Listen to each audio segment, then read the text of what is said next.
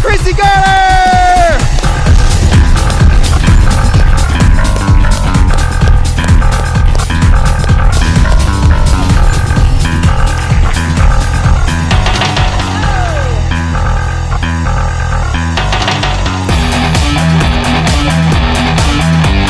So our topic today is unreasonable joy, creating unreasonable joy. And I am so excited. This is a little bit of a different topic. So I feel excited. I feel a little bit nervous because this is a very personal topic. This isn't going to be one that you're going to need your notebooks and you're not going to have to feverishly take down notes. I really invite you to experience, just to have an experience with me and together in this room on a personal journey of really getting to the core of what matters, which is happiness. And I'm really excited, secondly, to give this presentation because I made the topic. So for many of you who are into the power of intention and creating, I really encourage you to be very deliberate when you make an announcement to the universe that you're going to do something. I told Len and Rebecca that I was going to speak on creating unreasonable joy about 6 months ago. Now, inherent, the challenge in there is that second word, unreasonable. So for the past 6 months, I've been a magnet for attracting all kinds of things to practice my unreasonableness of generating joy. So I've had all kinds of crazy things happen, which I'll share with you along the journey. This has been my number one trainer in creating unreasonable joy. This is our puppy, Junie. And Junie has single-handedly pretty much been the best trainer there can be. She's eaten couch cushions, she steals food, she nibbles. She's just wonderful. So now as we're getting settled in, I just want to take a moment and just create a space. And I want you just to take a moment in this weekend to ask yourself, we're here at Longevity, and I want to know, why do you really want to live a long time? Why do you want to live a long time? Go ahead, just a couple. I want to hear it from a couple of you. Why do you want to live a long time? Loud. He wants to be a great-great-grandpa. What else? Why do you want to live a long time? Yes. Dying sucks. Okay, great. Why do you want to live a long time? She wants to have fun. Why do we want to live a long time? What else? Yes. He wants to serve God. In the back. Yes. I want to inspire others. All great answers. Yes. Learn more about life. Awesome, awesome. These are all great reasons of why you want to live a long time. Because here's the thing I want to really challenge us on. If you're here to collect information on how to not die, that really isn't very inspiring, is it? And I've had the great pleasure of working with so many people in their last stages of life, in their last weeks, in their last months of life. And what I can tell you is the gift that they've given me is really to dig deep on this question, not just to go through the motions, not to make amazing smoothies, not to do this whole checklist of things that you can do to prolong your life. It's really to dig into the heart of what really matters. So when I started thinking about this question, this is what caused me to start taking a diversion path right now. Because I'm here standing before you in this really interesting time in life where I feel like I'm at a crossroads. And it's a really vulnerable, real, raw place. And so today, rather than giving you a whole litany of these amazing things that I've learned from patients or checklists of things to do, I'm actually going to share with you just 4 things. I'm going to share with you 4 things that I've come across in this past year of my life that have tremendously helped me to live a richer, fuller, more unreasonably joyful life. So it's easy. So don't worry. You can put your pencils down. You've been taking notes all weekend. This is something that I have up in my closet. My husband and I look at it every day. If you live to be 100, I hope to live to be 100 minus 1 day, so I never have to live without you. That's a really delicious reason to live. So at the core of all these things, serving God, learning more, being able to be a great-great-grandparent, to be a mom, a dad, having an amazing business, at the core of it, what is it that we really want to experience? What's the feeling? We want to be happy, right? And so this is the question that I've been asking. what makes me feel happy? Now, this should be a simple answer, right? This should be something that like can just roll off the tongue. But this is the best picture that I could find to explain my confusion about happiness. So I think a lot of us can relate. So happiness is something like I'm going, right? So I'm generally a really happy person, but I'm on my bike and I'm going. And happiness is over here and I'm just pedaling as feverishly as I can. And I'm almost there and I'm almost there and I'm almost there. And just right around the bend is going to be this like oasis of happiness, right? Not just a little fleeting happiness, but I mean like lasting happiness. And yet I never get there. And this is one of the traps that we find us in, especially those of us who are overachievers. We get all of these messages about just do it, just set your goals out here. You know, if you have talents, be of service, give. But this kind of approach to generating happiness isn't working. And there's some really great examples. You know, here are 3 people who have made it all, and here are these 3 people after they kind of set out on their bikes trying to feverishly chase happiness, right? And we can laugh and joke when it's out there, but when you look at yourself and you realize that you've created these mountains in your life and you just never get there. Is this the coolest, dorkiest, horrible slide ever? Just look at this. Like, I stayed up at night to make this for you guys. Are you appreciating this? Look at this. We almost got there. Ugh. If only we could have solved world peace. And so I say this kiddingly, and we'll have some fun and some levity because this is all about unreasonable joy. But there's also the flip side of this, which is we pay a really big price by not really engaging in the inquiry and the questioning of what makes us happy. And so here are some of the questions. I've done something absolutely unreasonable and ridiculous. I actually am taking a bit of time to put down my bike and stop pedaling. And if you would have told me this 6 months ago, I was so convinced that the world would come crashing down if I stopped pedaling, if I stopped teaching, if I stopped seeing patients, if I stopped doing all the things that I was doing, stopped volunteering, stopped doing all of these things. I literally had convinced myself that the world would crumble, my world would crumble. And so I started asking these types of questions in my newfound quiet. Who am I if I'm not climbing mountains? Why am I climbing them anyway? Will I be happy when I get to the top? And how will I know? And what if I stop? And then there's like that, oh my God, what if I really did it? And I did, and I'm here. And so, woo, I'm so happy to be here. So this is what I'm going to share with you, is I have this very unique vantage point right now where my life is quiet.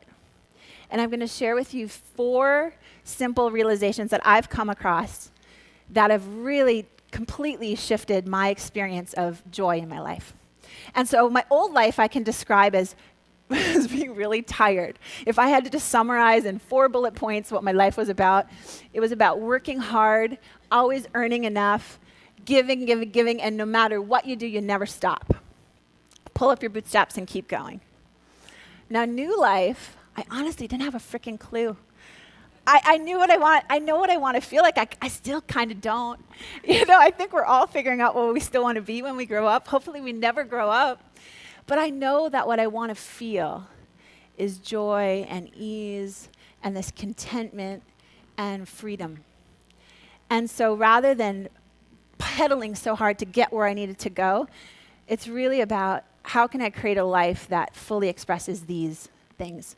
So if you're up with me, what we're going to do for the rest of our time together is we are going to dig into creating juicy, unreasonable happiness. I mean, like happiness that is so juicy. It's like sitting barefoot when you're like a little kid with a big piece of watermelon and nothing and no one can mess with your happiness. Who's in? Woo! Okay. So in studying happiness, this is the really weird thing. So we all want it, right? So I went around the room. Why do we want to live a long time? We all want to do these things, but at the core, we want to be happy.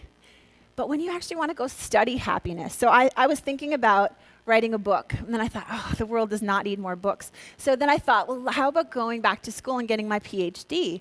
wouldn't it be cool to study what really matters to us, happiness? And do you know there's one kind of quasi-program in happiness? Do you know that there literally is hardly any research and study on happiness? Isn't that crazy? Literally where I had to take and seek out gurus and experts and all these different quadrants and try to piecemeal it into something that made sense for myself. And so this is what I'm going to share with you. So in the study, and I take things, for those of you who know me, I take things intensely. I take them very serious. So I'm studying happiness. Dr. Christy, what are you doing right now? I'm breathing and I'm studying happiness. That's it. I'm not doing any writing and this is what I'm doing. I'm studying happiness. So I broke this into 4 quadrants. I had a great conversation. My husband and I met with Dr. Amen. He's fantastic, knows everything about the brain. He breaks down in his work things into 4 quadrants. And I thought this made so much sense. So I applied this to happiness.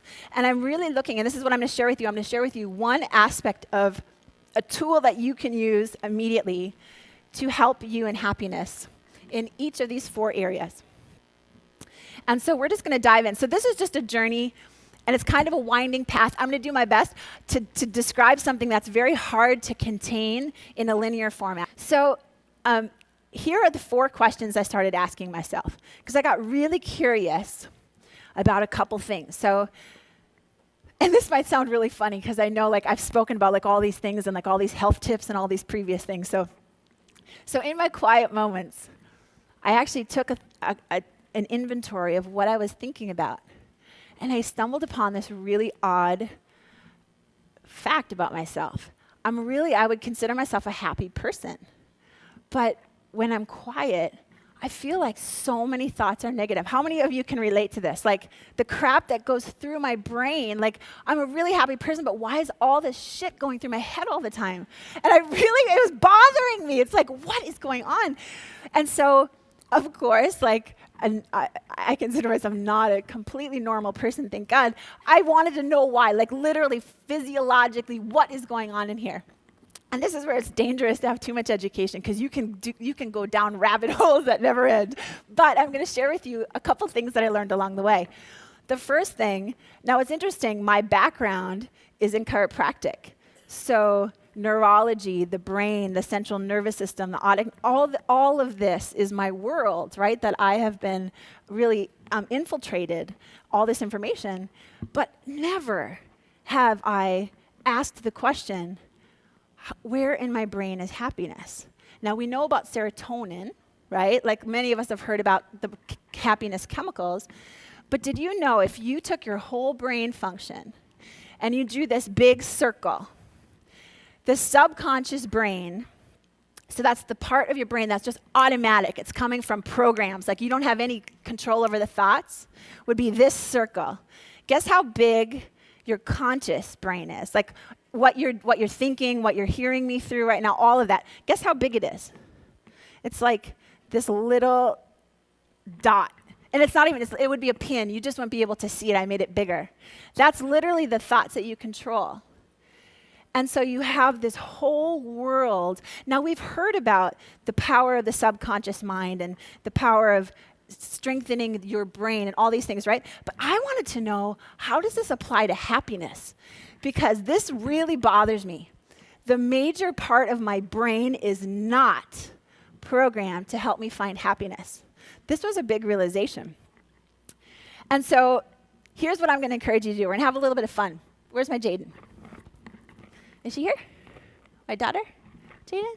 Oh, she's coming. Okay, so instead of just believing what I tell you today, and I encourage you to apply this across your whole life, we're going to test drive a couple new ideas. And so this is what I want you to do. When I throw out a new idea, I want you to, literally from your life, not from out there, I want you sitting in your chairs from your life right here. We're going to test drive a couple new ideas. And so I have a method to my madness, but we're going to move our body before we go into a new idea so that we can get our brains going and get our bodies going. Okay, so every time we have a new idea, Joe, you're going to cue me. We're going to do a little dance. So Jaden's going to help teach us the dance, and we're going to do it. Ready? Start it over. Sorry. Rewind, start over. Okay, so pay close attention. You guys ready? Left. And then we go like this. 1, 2, 3, 4, 5, 6, 7, clap. Okay, so now everyone stand up. We're going to try it again. Here we go. Full fervor. Here we go. You ready, Joe? Ready? Hit it. 1.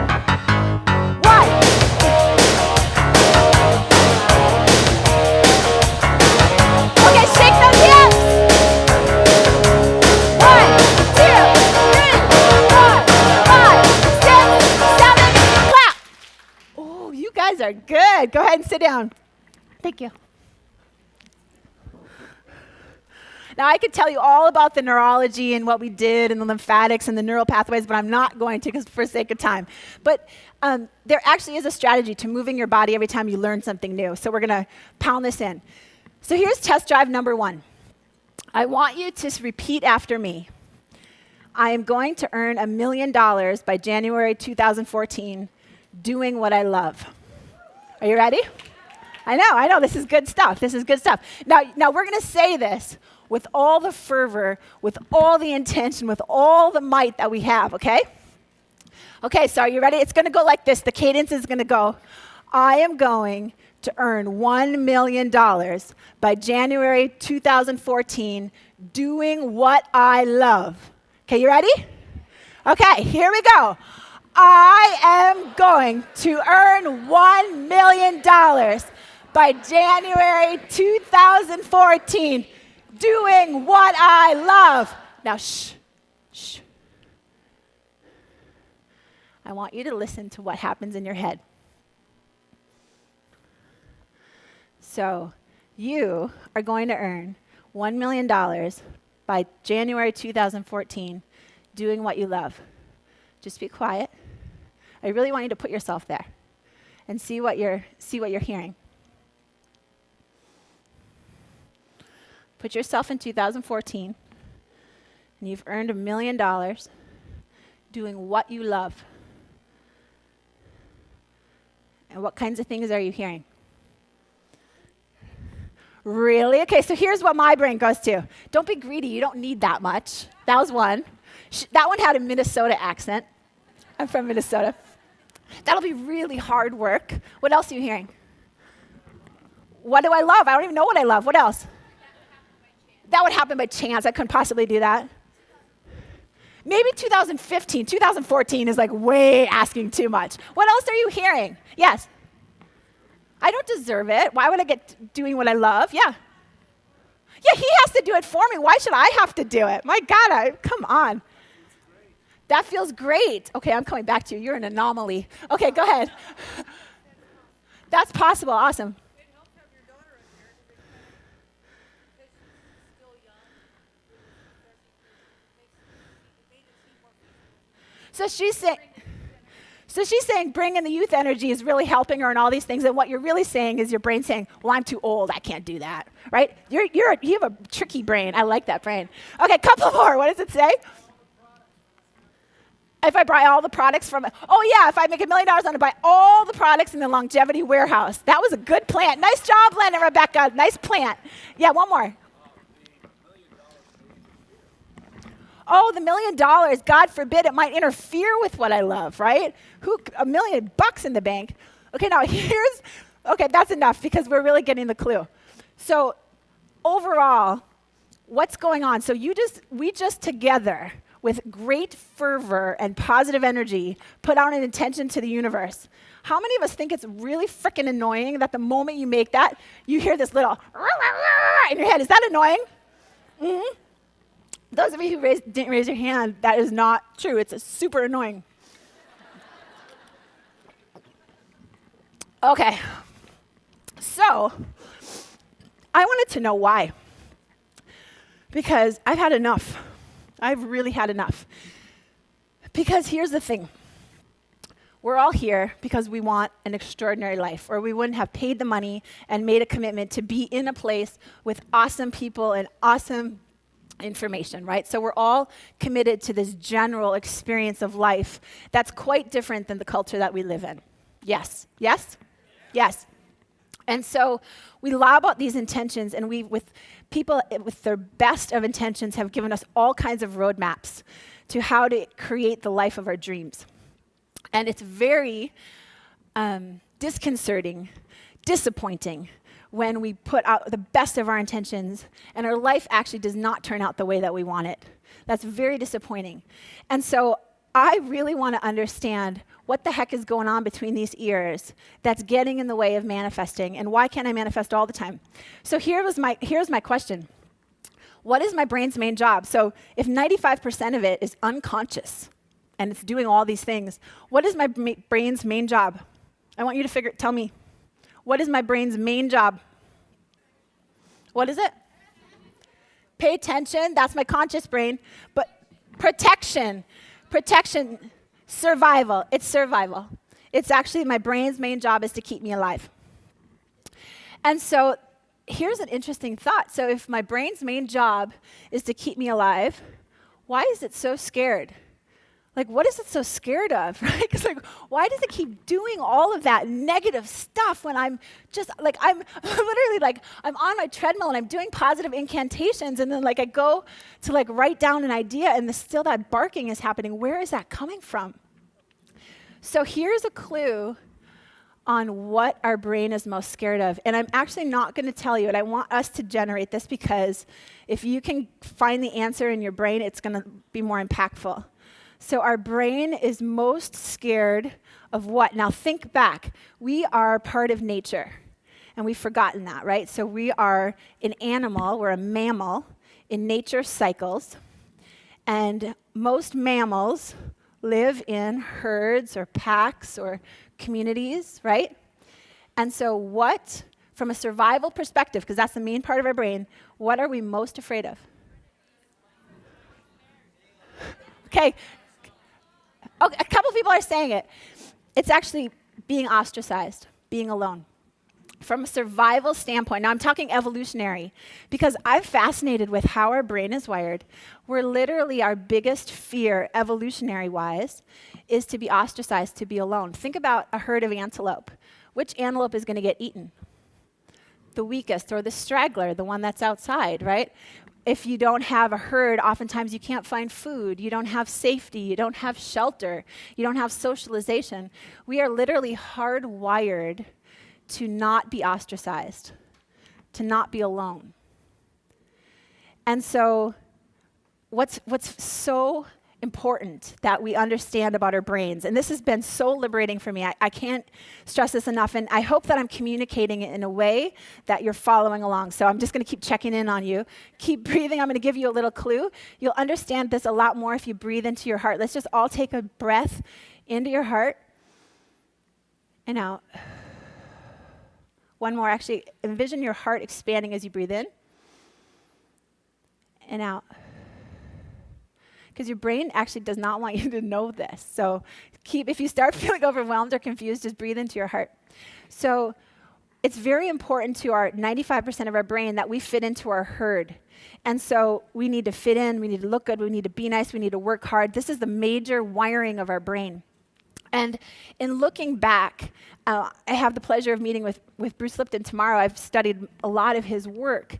In looking at how the brain is developed, did you know that from conception to age 6, our brain is literally a sponge?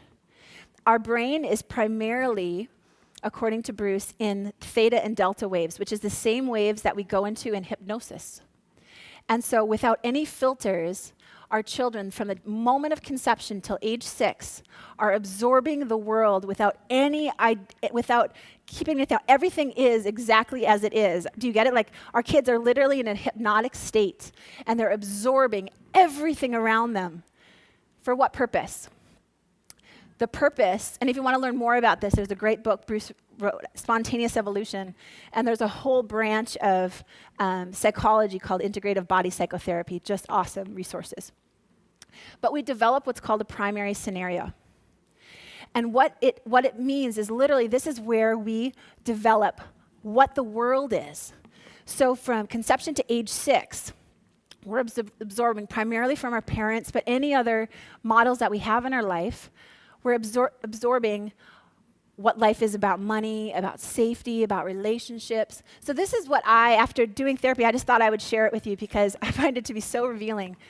For me, I realized my life scenario. Now again, this isn't what my conscious brain wants. This is like how life occurred for me, birth to age 6. It's about showing respect and appreciation, working hard, but you earn just enough. Live modestly, be a good steward of what you have. In relationships, really being independent, especially my mom was a really strong, amazing woman. So you're always independent and you can earn your own and you don't need a man. Relationships are a compromise. Life is about being hard work and of being of service. And if you would have asked me a year ago, I would have actually told you that these are the qualities I'm most proud about myself. Like, this is actually Christy up here. These are the things that I would describe about my character that I most admired. I really put out there for the whole world to see. These were the shiniest parts of myself. But the challenge is that we don't realize that this programming happens in our brain. So this is literally like the way the world occurs to us. It's not as if, it's almost not like glasses because you can't even see around them. It's like if you had contact lenses sewn to your eyes and you're looking out at the world and this is the way it is. So my dog Clancy has taught me the gift of just learning to tune it out. So you're going to have those thoughts and your brain is in fact working perfectly. And thank it for trying to keep you safe, trying to keep you on a path, trying to keep you with your pack and with your herd and to fit in.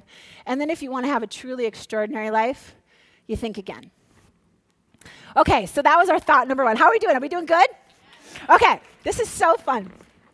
All right, so I got to this point in this inquiry where you start to feel like David and Goliath, right? Because all of a sudden I realized, and you guys will have this now, you start kind of watching yourself. You know, whenever you learn something new, you're like on hyper alert. So I'm like watching myself now, and I realize like, so the question I often ask is this my scenario or is this something I really want to do?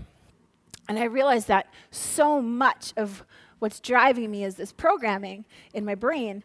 And so if my conscious brain is so little and my programming is so big, it started to feel like David and Goliath. I'm like, I need help here because I can't possibly monitor every single thought that I'm having. And so I started going to the experts. I'm like, I seriously want help because I want this thing called happiness in my life. And so one of the people that I spent some time revisiting, I was introduced to Candace Pert in chiropractic school. Candace Pert was the woman who found the receptor for happiness, the opiate receptor in the body. And so what she found, and this was amazing because it actually documented, she was the first person to document that we have these receptors in our body that record happiness, but they're not just in our brains. Do you know that we have these opiate receptors, these happiness receptors, in every single organ and system of the body? Why is that important? Because these receptors influence how our body functions. So literally, when we are happy, these receptors in every single organ of our body switch on and they optimize our organs, they optimize our blood, they optimize everything in our body. So this isn't just a heady thing. Do you guys get this? This is real science, real biology, and it really matters. And so Candace Pert, she's the first one to discover. So I just had this thought because I knew about her work, but I thought, I wonder what Candace, after studying this from a biological cellular level, I wonder what she thinks because she's probably dealing with the same crap that I am and trying to figure out what do you really do? So once you know this, what do you do about it? And so this was her suggestion. Her suggestion is meditation practiced early morning and early evening, done routinely, is the single quickest, easiest, shortest, and cheapest route to feeling good. Now, what's also interesting is that my role model, the Dalai Lama, said the same thing. So here's the challenge about it, though, is that when you have a barking dog in your brain, it's really hard to meditate. Like, I thought that meditating was going to be this, like, oh, experience. No, was my experience of meditation. I would sit down. First of all, like, you don't have to sit any particular way. The lotus thing, no, that's not for the faint of heart. But When I sit down and you get quiet, do you know what becomes really loud? Yes, the dog, the barking, all of that. And so what's really helpful, and I wanted to pass this on to you, is give your dog a bone. So give your brain something to chew on so it doesn't have to chew on you. So a couple things that are great resources. I recommend 11 minutes of mindfulness. You can call it whatever you want. Breathing into your heart. There's a great organization called Heart Math that has some exercises, but it's just simply breathing into your heart. And the point of this is what I wanted to know. What is the point of all this? Like, I get the advantage of having a quiet brain, of being connected, not running, lowering stress. I appreciate all that. But the reason that I do mindfulness is so that I can sort out who I really am at my core. So there's all of this going on in my world and my programming and all of this. And that's the reason that I do my 11 minutes of mindfulness, is so that I can really just remember that little girl who believed that she was awesome and super quirky and creative and fun and lovable, and to get back in touch, like where you just get to that place where you just love yourself so much that it almost brings tears to your eyes, and you get to that place, and then you root that in, and then you're like an immovable force. That's like a really great reason to take on mindfulness. So I'm all about stacking and efficiency.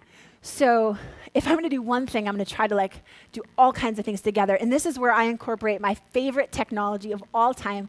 For those of you who have heard me speak before, you know I am in love with the concept of earthing. How many of you are new? Is earthing completely a new topic to you? Okay, so we've got about half the room. So the concept is so simple. I know you've talked about it a little bit over the weekend, but this is as simple in kindergarten as it gets. We all know that we need the sun, and the sun gives us energy, and we need it to live.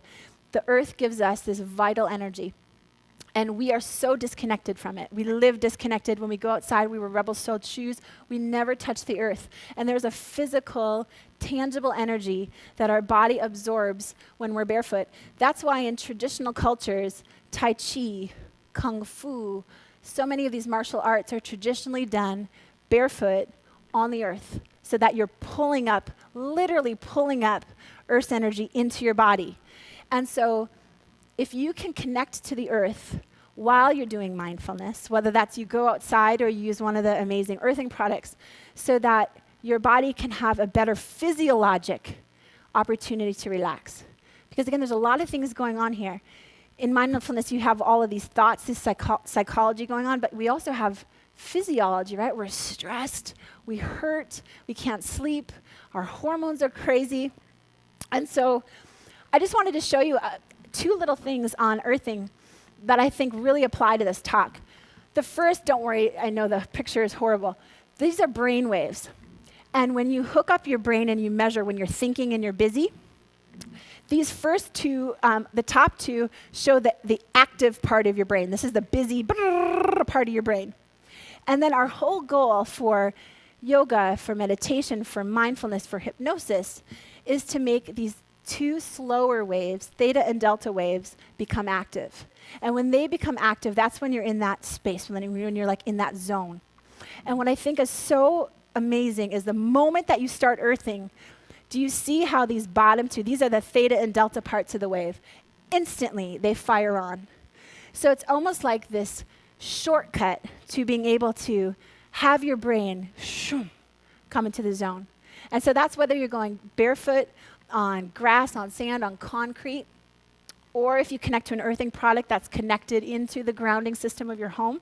This is such a great biological shortcut to being able to really be present and mindful. It does a great job at reducing stress. So we're measuring skin conductance. We're measuring a stress reading here. The moment you see the stress reading is here. The moment you touch the earth, boom, it drops. And it's something that happens over and over and over and over again.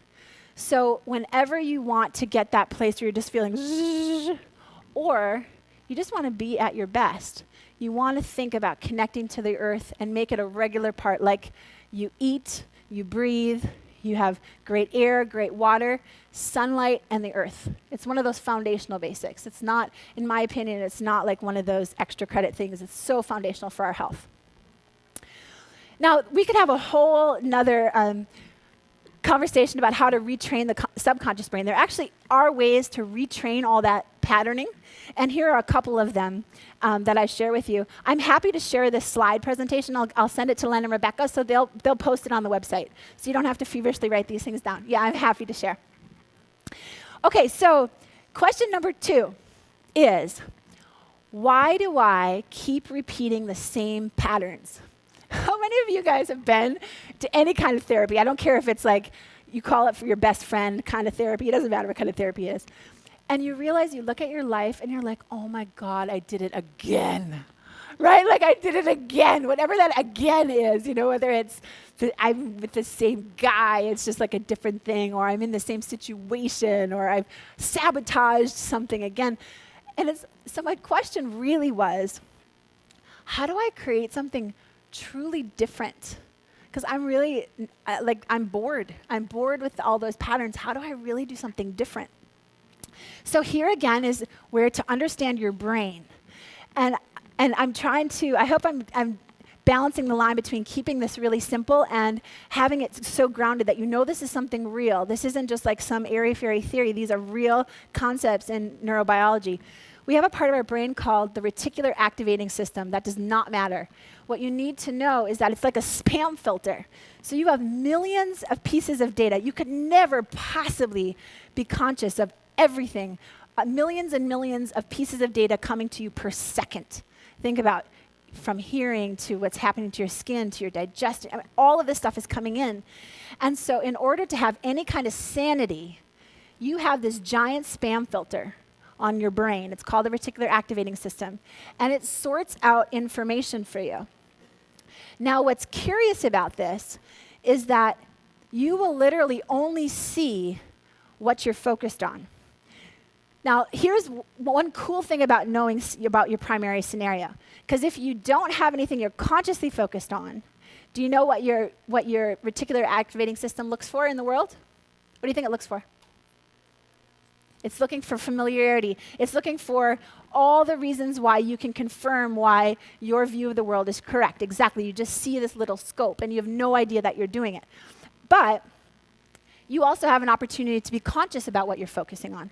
So you can imagine if your kind of belief system is, I'm not good enough. Bob is an angry person. I mean, think about this. So your girlfriend, here's a great example. Your girlfriend tells you about her ex-husband, Bob. And Bob is like this jerk, and he did all these things, and he's horrible, right? And you've never met Bob. And so you're in the grocery store one day, and you're like, oh, Bob, and you meet Bob. Instantly, what happens? So Bob's like, oh, hi, Christy, it's great to meet you, and oh, this is your daughter, and oh, la, la, la, and oh, it's so wonderful. And then he gives you a look, right? And you're like, see, I knew he was an asshole. And it's like 99 things he did that were so kind, but like that one look, and oh, yes, she was right. Oh, what a filthy piece of crap, right? But this is what we do. I'm exaggerating. But we literally create people through our filter system. We only see what we are choosing to see. And so we look for evidence to experience. But this is really funny in this kind of thing. But the sad thing about this is, do we experience this as our filter? What do we experience it as? We experience it as our truth. That actually is the way that Bob is. That actually is the way that life is. That actually is the way that the world is. That's the way that marriage is. That's the way that everything is. That's the way our health is. And so in this particular case, I really want to challenge the notion that the truth will set you free. It actually won't, because your truth is like this. And the facts, this is what I want to share with you. Actually, the facts will set you free. And so here was my revelation number 2. Life is all about perspective, and I had no clue, but I have been wearing blinders. You know those blinders they put on the horse? I have no idea, but I was wearing blinders. Okay, so I don't know if any of you have seen this before, but we're going to test drive this idea of blinders. And I'm talking about blinders. I know that I gave an example of like, oh yeah, you notice things about people. I'm talking about like literally blinders on your ability to see things. So for those of you who've seen this example before, just give it a play. For those of you who haven't, enjoy. So here's what I want you to do. I'm going to show you a video. You need to watch very closely. I want you to use your best sensory perception on this. Okay? And I want you to act out what's happening. People are going to be throwing a basketball. And I want to, many of you have seen this, but you're going to be surprised. So I want you to actually do the action. You're going to count how many times the players in white pass the ball. And as they pass the ball, I want you to do the action, okay, along with them. And then we're going to see how it is. Thank you. We're going to see how it comes out at the end. Go ahead, cue video. The monkey business illusion. Count how many times the players wearing white pass the ball. Count to yourself.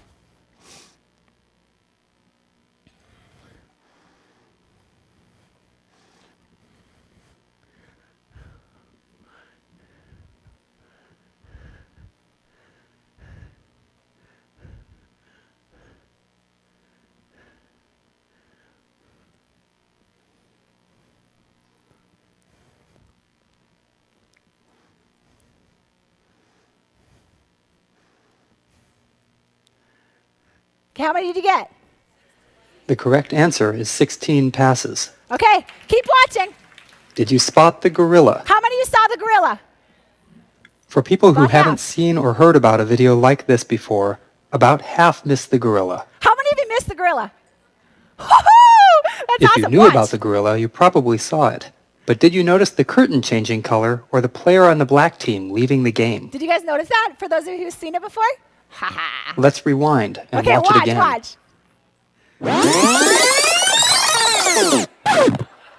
Here comes the gorilla, and there goes a player, and the curtain is changing from red to gold. Isn't that awesome? Okay, go ahead. Lights up. Okay, so this When is... you're looking for a gorilla, you often miss other unexpected events. That's so cool. So this is the property of Daniel Simons. He wrote an amazing book called The Invisible Gorilla. This is his. I got it off of YouTube, so I just want to encourage you all to support him because this is such a cool example. Is that trippy? So the whole takeaway of that is literally we can be missing gorillas coming into our life, or the entire scenario changing, or people leaving our life and we don't even notice. And that literally is because we were focused on one thing, right? I love that as an example because that applies to all of our life. So no problem, this is one of my favorite Einstein quotes, no problem can be solved from the same level of consciousness that created it. And so I'm going to share with you one of the most powerful tools. So I love self-help everything. I love spirituality. I love philosophy. I love these worlds. But I also, what I really love is to make it tangible, like practical. I grew up on a farm, so everything I have to test it out and make it real, and touch it and feel it. This is one of the most helpful tools that I've ever learned. And actually my daughter is the one who helped me to make it complete. So I learned a long time ago, whenever you're in a situation and you're feeling anything but joy and ease and comfort, to find 3 facts about the situation. Just write down 3 facts, and literally facts. Things that are just, like you're in an argument and blah, blah, blah, blah, blah, blah, and then you say, okay, stop. Okay, she said this. I made a face like this. Then I did this. Like you get back in touch with the facts and you take out all the drama and all the meanings and all of the bigness of it, right? But this is the part that my daughter taught me that really completed it. And so I'm going to share with you a little kid story because this is so simple, but it's completely changed my life. And so you find 3 facts about a situation, but then what do you do from there is what matters. Then if you can look at the situation from a different vantage point, because if you're looking like this and you look at the facts, you're still only going to keep getting what you've always gotten. So what you need to do in order to have something new and wonderful and curiously different in your life is you get related to the facts and then you look at them from a different place. And the 3 places that I found it to be really helpful to look from are either with the curiosity and wonder of a child, just experiencing it for the first time. like, wow, like that was amazing. Or a universal perspective, like you're out, right? And you're like, so whether you call that God or you call that nature or you call that life, it doesn't matter. But you look at it from that perspective. Or one of my favorites, my husband often says, is what is your future self trying to teach you in this moment? So what is yourself 20 years from now trying to teach you from this moment? And so I'm going to share with you, this is our test drive. I want to share with you this really beautiful example that I hope makes an impact for you in looking at things through the eye of a child. And so this particular story starts because my youngest daughter, Jaden, was, there was a girl at school picking on her. And for any of you who are mamas, like this is the worst fear ever. And like all of the spiritual stuff and all that goes out the window. It's like all bullshit. Like somebody's picking on my kid, right? I want to go kick ass. And so it is true. It's so true. Like, so Jaden comes home from school, and for the sake of like this little girl in the future, we're going to change her name to Annie. Okay, so Annie was doing all these things to her, and Jaden was coming home crying. And so at first I just got mad. I'm like, do you want me to come to school and I'll talk to that little girl? I'm like, okay, that's probably not cool. And then I'm like, well, I'll talk to the teacher, or I'll call her mom, or like I was just all in, like, gonna change this and make this okay for my daughter. And she's like, no, actually, Mom, I know what to do. And I was like, really? And she's like, yeah, I got it handled. And she came home from school the next day, and she said, it's actually all good, and we're friends now. And I said, how could it be friends? Like, she was throwing things. Like, I knew enough to get back to the facts. So the only helpful thing I gave my daughter for a tool, you look back sometimes and you're like, oh my God. So the helpful tool I gave to my daughter was I said, find 3 facts. So these are the 3 facts. Annie said she was stupid. She kicked dirt at her, and she stole her lunch. So those were the 3 facts. And with nothing more than getting related to the 3 facts, my little girl marched back to school, and she made a friend for life, because what she told her was that she knew who she really was, that she was loving and forgiving, and that she just forgot, and that she was going to be her friend anyway. And my daughter Jaden switched schools, and the only child of the school that has stayed in contact with my daughter is this little girl who was bullying her.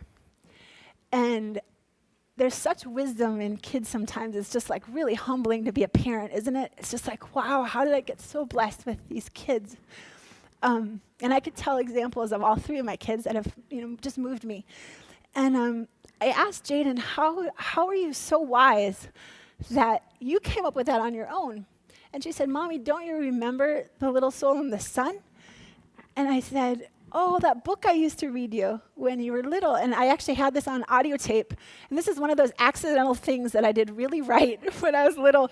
Because she would never want to go to sleep, so I'd read her the story, and she'd want me to keep reading it, so I bought the audio tape so it would keep playing. and what's so cool is it got into her primary scenario.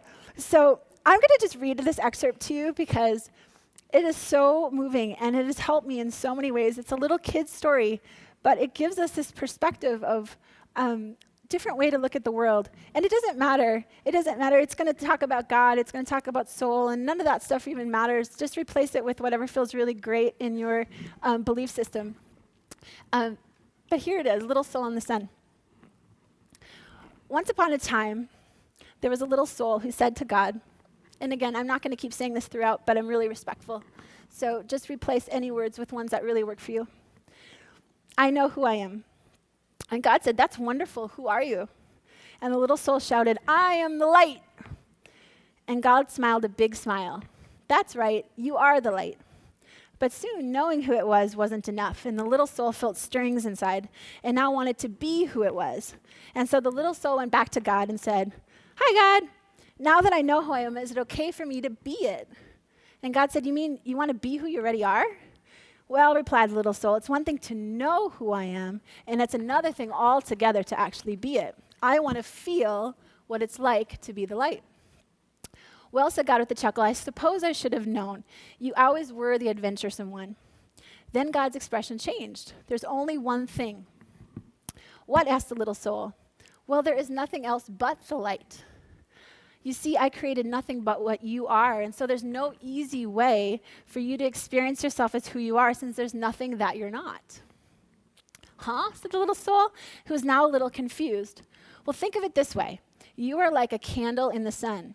Oh, you're there all right, along with a million gazillion other candles who make up the sun. And the sun would not be the sun without you, for it would not shine as brightly. Yet to know yourself as the light when you're in the light, now that's the question. Well, the little soul perked up. You're God. Think of something.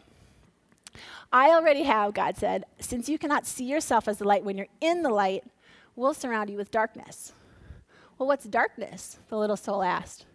God replied, it's that which you are not. Will I be afraid of the dark? Cried the little soul. Only if you choose to be. There's nothing really to be afraid of unless you decide there is. You see, we're making it all up. We're pretending. Oh, said the little soul, and felt a little better already. Then God explained that in order to experience anything, the exact opposite will appear. It is a great gift, because without it, you would not know what anything is like. You wouldn't know warm without cold, up without down, fast without slow. You'd not know left without right, here without there, and now without then. And so, when you're surrounded with darkness, do not shake your fist and raise your voice and curse it.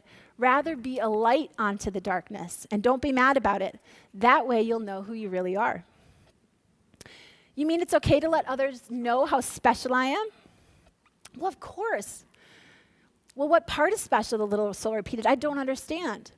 Well, God explained, being light is being special, and being special has a lot of parts to it. It's special to be kind, it's special to be gentle, it's special to be creative, it's special to be patient. Can you think of any other ways it's special to be? I know what I want to be. I know, the little soul announced with great excitement, I want to be the part of special called forgiving. Isn't it special to be forgiving? Oh, yes, that is very special. Okay, that's what I want to be. I want to be forgiving. Good, said God, but there's one thing you should know. The little soul was becoming a bit impatient now. It always seemed as though there was some complication. Well, what is it? The little soul sighed. Well, there's no one to forgive. No one? The little soul could hardly believe what had been said. No one, God repeated. Everything I've made is perfect. There's not a single soul in all creation less perfect than you. Look around. Why, I can give you someone to forgive, said a friendly little soul. You will? The soul brightened, but what can you do? I can come into your life and do something for you to forgive. Well, why would you do that? The little soul asked. Simple, the friendly soul said, because I would do it because I'd love you. The little soul seemed surprised at the answer. Don't be so amazed, said the friendly soul. You've done the same thing for me, don't you remember? Oh, we've danced together, you and I, many times. Through the eons and across all the ages have we danced. Across all time and in many places have we played. You just don't remember. We have both been all of it. The up and the down of it, the left and the right of it, the here and the there, the now and the then, the male and the female, the good and the bad. We've been both the victim and the villain. But what will you do, the little soul asked, just a little nervously. That'll be so terrible. Oh, replied the friendly soul with a twinkle, we'll think of something. Then the friendly soul seemed to turn serious and said in a quiet voice, you are right about one thing, you know. What is that? The little soul wanted to know. I'll have to slow down my vibration and become very heavy to do this not so nice thing. I'll have to pretend to be someone very unlike myself. And so I have but one favor to ask of you in return. In the moment that I strike you and smite you, the friendly soul replied, in the moment that I do the worst to you that could possibly imagine, in that very moment. Yes, the little soul interrupted, yes? Remember who I really am. Oh, I will, cried the little soul. I promise. I will always remember you as I see you right here, right now. Good, said the friendly soul, because you see, I will be pretending so hard, I will have forgotten myself. And if you do not remember me as I really am, I may not be able to remember for a very long time. Then we will need another soul to come along and remind us both who we are. No, we won't, the little soul promised. I'll remember you, and I will thank you for bringing me this gift, the chance to experience myself as who I am.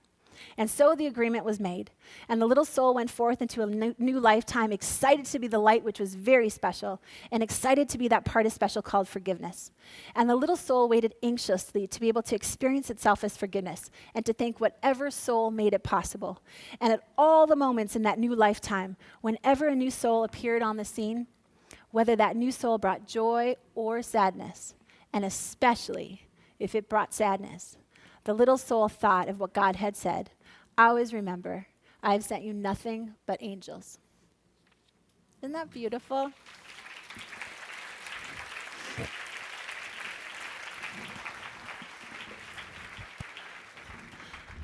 So whether you're clapping because that was really moving or just clapping because you're really glad that I'm not reading you children's stories anymore, it doesn't matter. I'm experiencing it as unreasonable joy.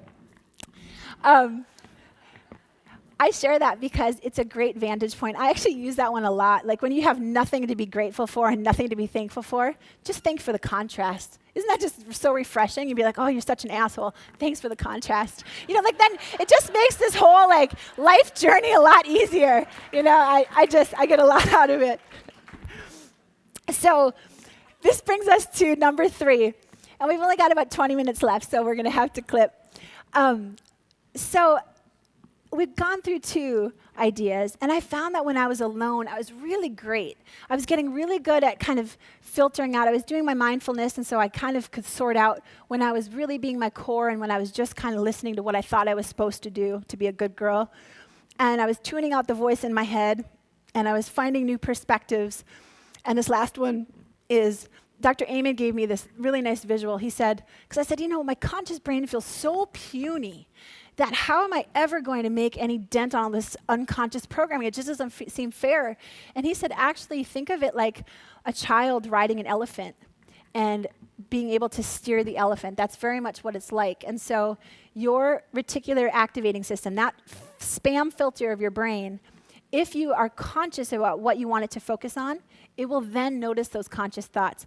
That's where all of these incantations and writing down your dreams and all those things, that's why it's really helpful biologically, because now you're focusing and you're seeing, your brain is seeing possibilities. That's actually from a biological perspective how a lot of that stuff works. Okay, so here's what I noticed. I was becoming like a hermit. Have you guys ever had these experiences where you start doing like this reflective work and you're feeling really great, but like all of a sudden you just feel completely exhausted around other people? Who's felt that? Yeah, it's like, why does that happen? And I was starting to feel like a hermit. I'm like, what is going on? And here's something interesting to note. We entrain to the frequency of people around us. This isn't like they're positive, so I'm like positive. No, I'm talking about the physical vibration of our cells. We're these electrical beings. If you pluck a G chord on one guitar, do you know that on the other guitar, the G chord will start to vibrate? That's true. It's called entrainment. And the same thing happens in our bodies. We literally start to vibrate like the people we spend the most time around. We have something biologically called mirror neurons, which copy the behaviors of the people around us. So you've heard of all these things like you rise to the expectations of your peer group and surround yourself with positive people. You are biologically actually created to mirror these people. So here is the test of mirror neurons. I can't believe I'm doing this during a presentation. This just should be illegal. Okay, watch the screen.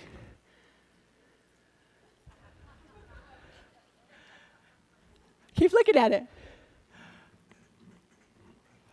Now look around at what's happening. Everybody. And then there's a contagious thing, like you're looking at me and then I'm yawning. Isn't that crazy? That's an example of your mirror neurons working. You literally, now that's an easy example to see, but that's happening in every part of your biology. You're bouncing off and you're mirroring each other. And so that's a great, Jinx City is pretty awesome stuff.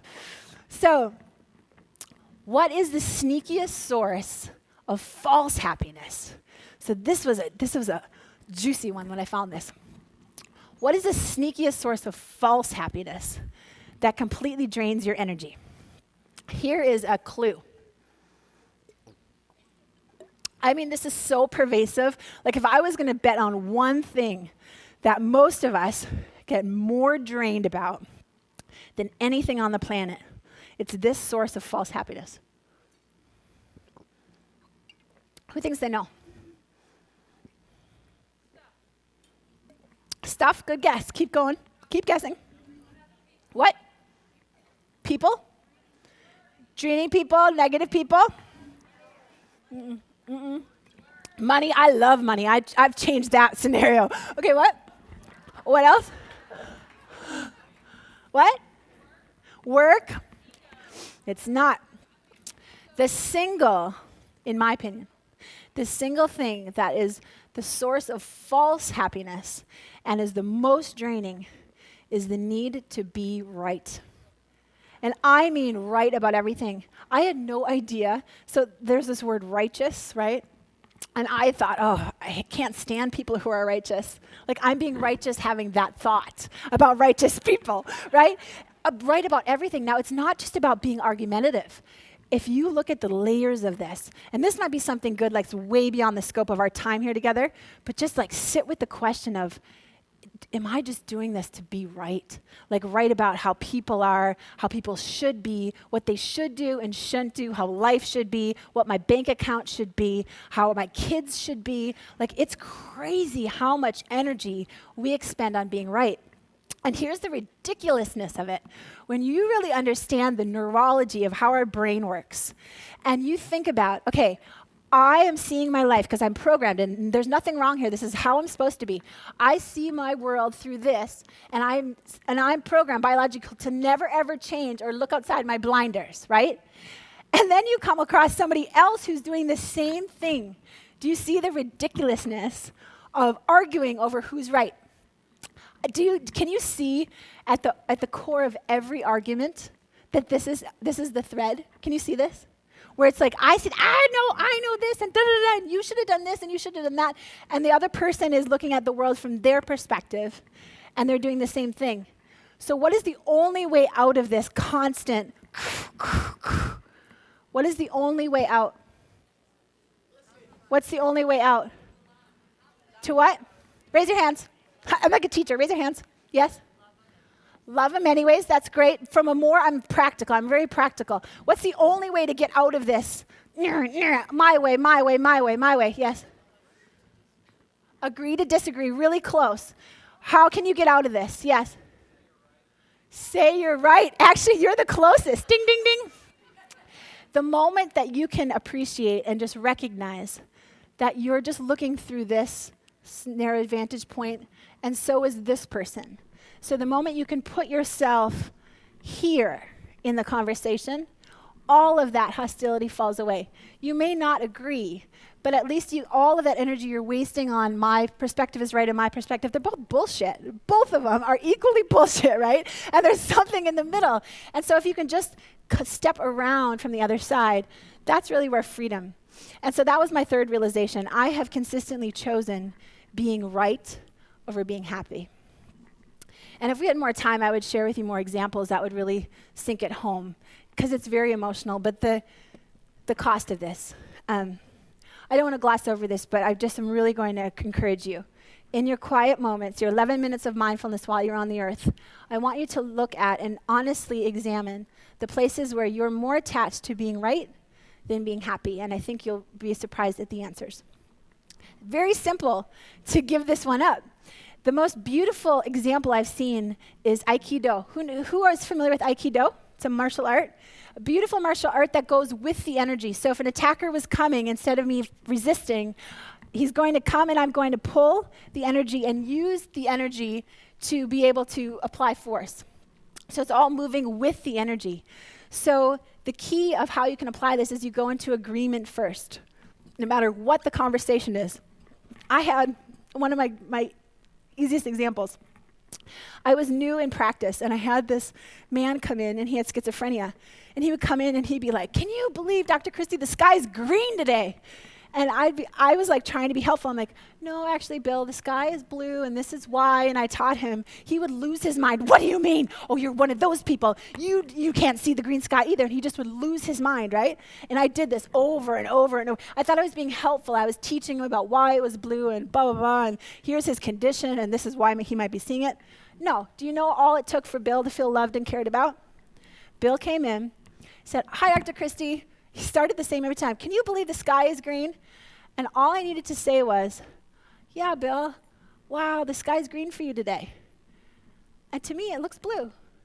Do you know that he was like one of my most beloved patients.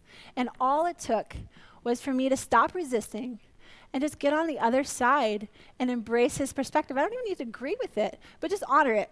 And that's as simple as it is. So 7 words to heal almost anything. You're right. I'm sorry. I love you. Men, this is one time. I want you to get out a pen and a paper. And I want you to write this down. Now, you think I'm kidding. Your wife can actually know that I told you to say this, and it will still work. I swear to God. I swear to God. Honey, you're right. I'm sorry. I love you. Now, I know that sounds levity and light, but there's actually such beauty and love in these words because everyone is always right from their perspective. And the moment that you can just honor it, even if you don't agree with it, and you can apologize for the resistance that you put up, then there's a space for love and for joy. So 7 words to heal almost anything. You're right. I'm sorry. I love you. I see men, they are actually writing this down. I think that is awesome. You try it out and you tell me at the next conference. That's right.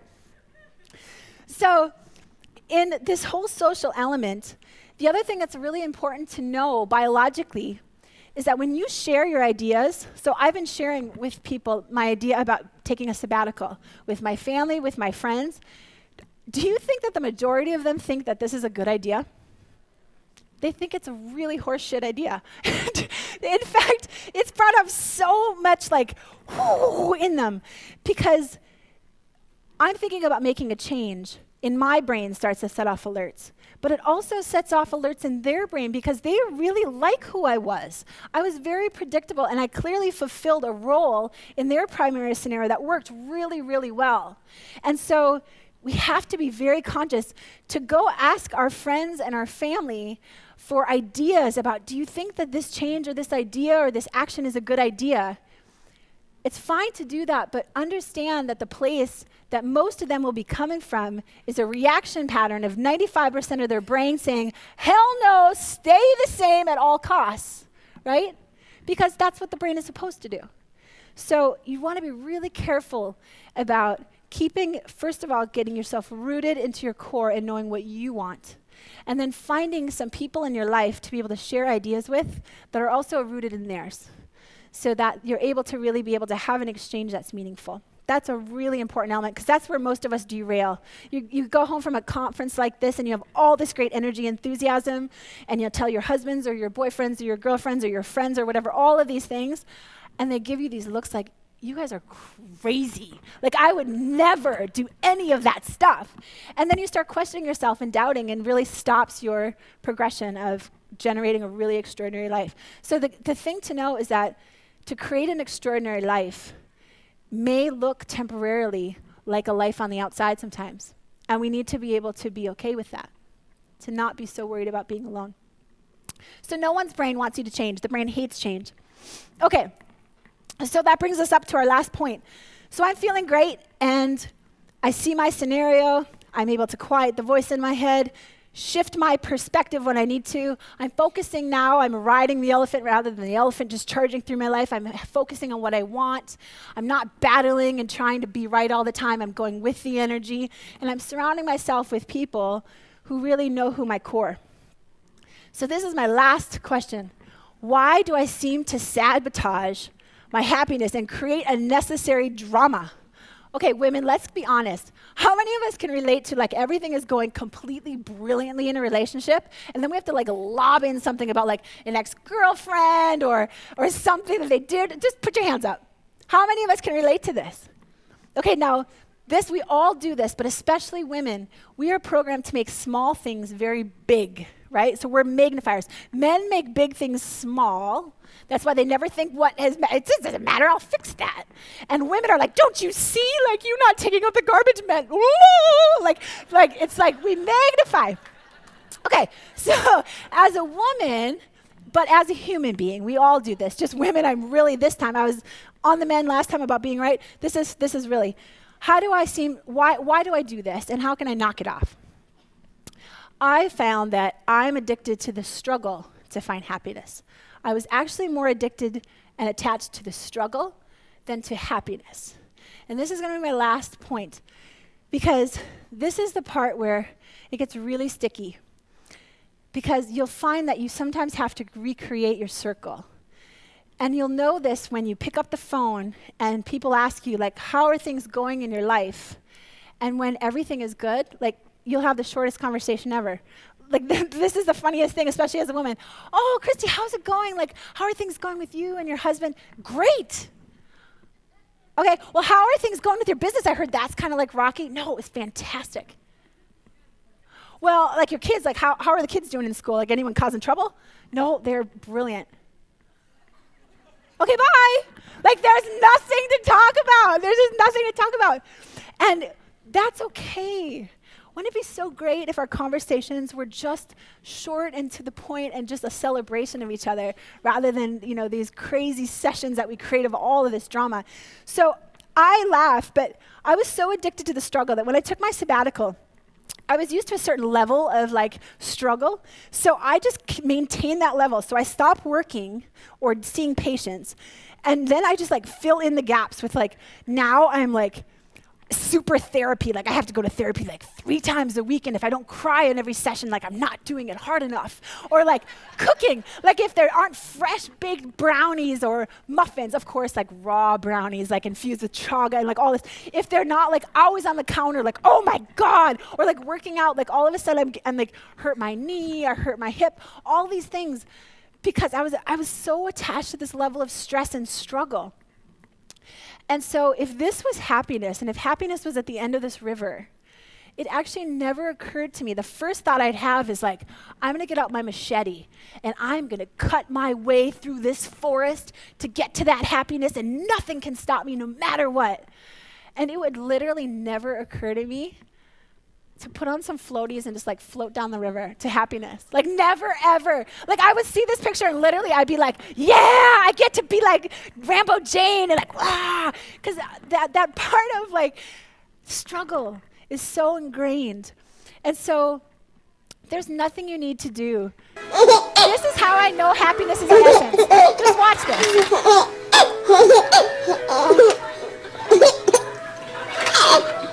We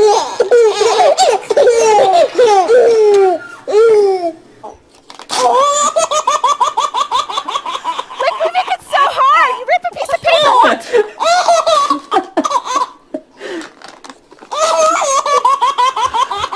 Isn't that the coolest ever? A couple of minutes. Turn it up a little.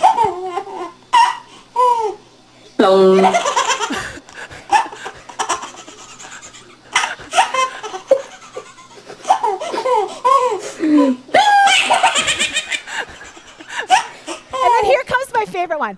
Even when we're scared, watch this. Watch. Isn't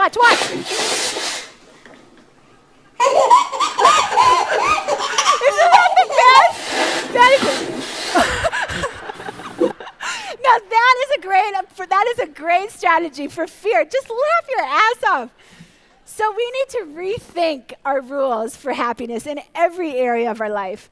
The great news is that it's not your fault. This is our programming. It's not your parents' fault either. They're all had the same programming, right? We're all just dealing the best that we can. You can never lose joy because it's your essence. So here's what I want to leave you with is a daily joy plan. Wake up, and this is how I've actually made this practical. Wake up and I do 11 minutes of breathing. I declare who I'm being for the day, and I move my body. And then I make a happy brain smoothie.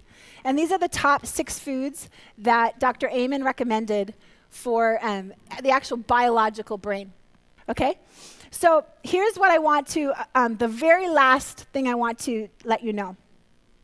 And I don't want to rush through it, so I'm going to get to that slide, is that happiness, to access happiness, all we need to do is to give up our little bike that we're working so hard to find and trade it in for a pair of floaties. And any part of your any aspect of what we talked about. You don't have to do anything perfect. The whole point of this is an uncovering of the joy that's within you. So if you take any little sliver of what we talked about today and you apply it, you're going to uncover that happiness that's already inside. And the goal is to really get to objectless joy. So joy for no frickin' reason. Like, so when people ask you, like, why are you so happy? You can actually say, I have no idea. Like, that is the goal. I have no idea, but I'm so happy.